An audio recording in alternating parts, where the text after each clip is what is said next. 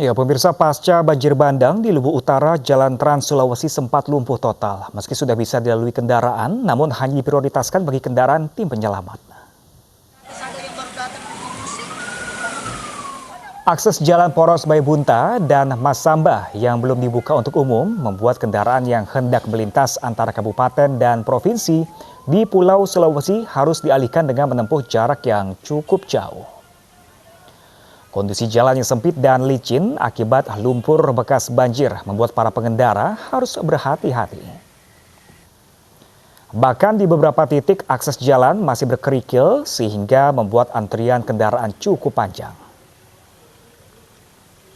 Hingga saat ini pemerintah masih berupaya membuka akses dengan menurunkan sejumlah alat berat.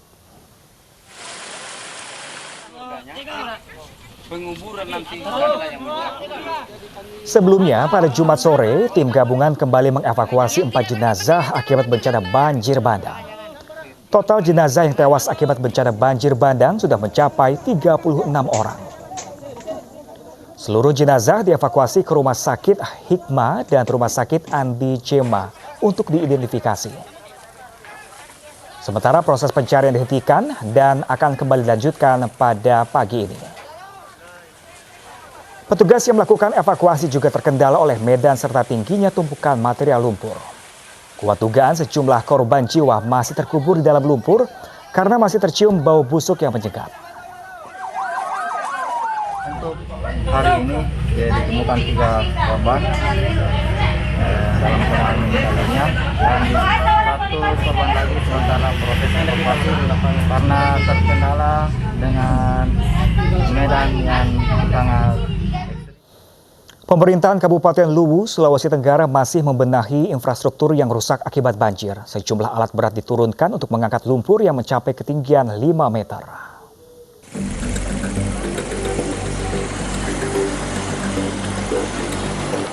Pemerintah Provinsi dan Kabupaten Luwu Utara terus melakukan pembenahan infrastruktur, salah satunya membuka akses jalan Trans Sulawesi Poros Baibunta dan Masamba. Sejumlah alat berat diturunkan untuk mengangkut lumpur. Namun tingginya tumpukan material mencapai 5 meter membuat proses pembukaan akses sangat terkendala.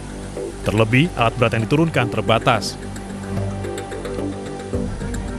Bagaimana membuka akses yang masih terisolir ya, terutama di akses jalan nasional.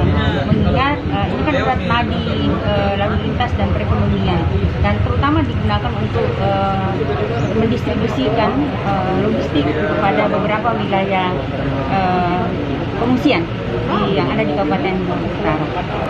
Ada beberapa yang memang harus dijangkau, nanti dapat dijangkau dengan menggunakan roda 2. Misalnya di daerah pegunungan di Kota Masamba, mengingat memang aksesnya terputus, jadi baik jembatan beton maupun jembatan gantungnya itu terputus. Jadi kami mencoba untuk mencari jalan alternatif melalui daerah pegunungan yang lain.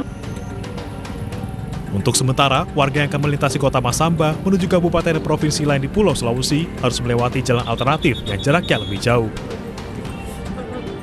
Dari Luwu Utara, Sulawesi Selatan, Nasruddin Rubak, iNews melaporkan. Sementara itu, pemirsa, banjir masih menggenangi sekitar 17.000 rumah di 9 kecamatan Kabupaten Wajo, Sulawesi Selatan. Akibat banjir, warga terpaksa bertahan di pengungsian.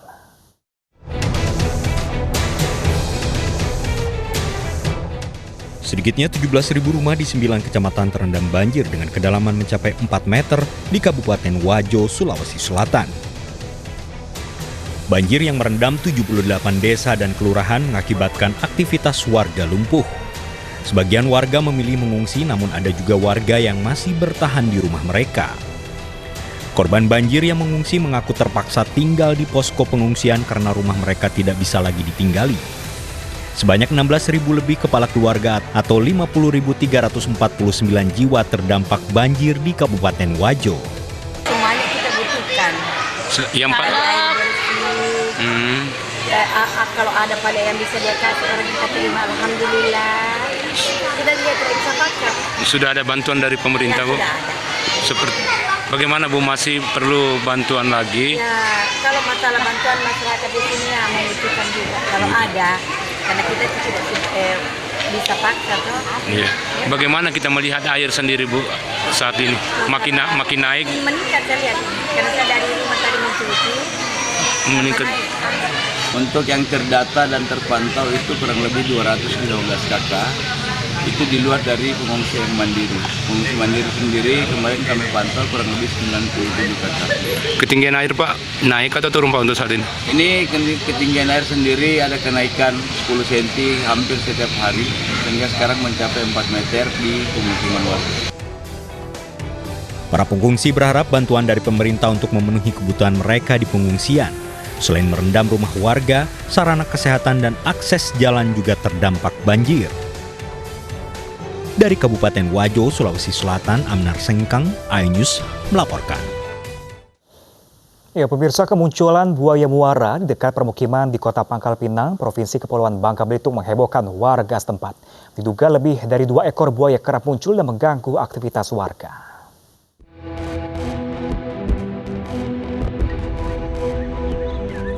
Kemunculan buaya dekat permukiman padat penduduk di Kolong Kepoh Pangkal Pinang, Kepulauan Bangka Belitung ini sudah terjadi selama sepekan.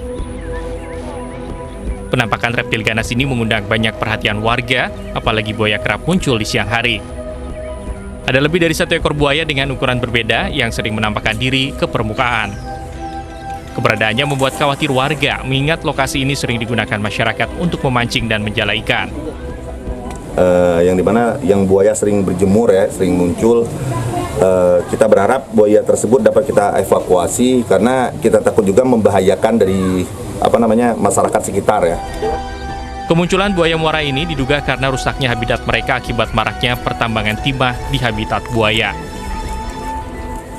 Dari Pangkal Pinang, Bangka Belitung, Haryanto, iNews melaporkan.